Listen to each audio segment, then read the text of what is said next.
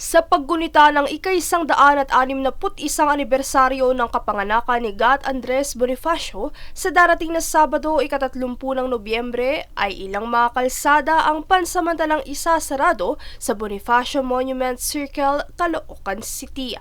Kaugnay nito ay naglabas na ng Traffic Management at Deployment Plan ang Metropolitan Manila Development Authority o MMDA.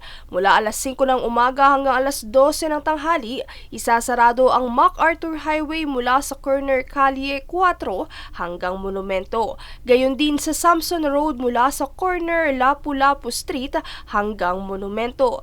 Rizal Avenue mula sa corner ng 10th Avenue hanggang Monumento at ang EDSA northbound mula General Rosendo Simon hanggang Monumento.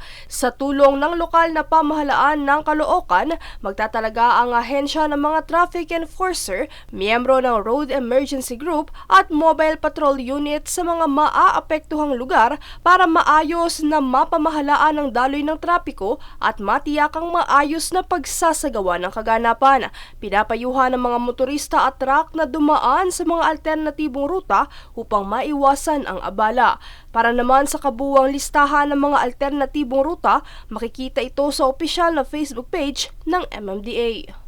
Princess Castro nag-uulat para sa One Media Network.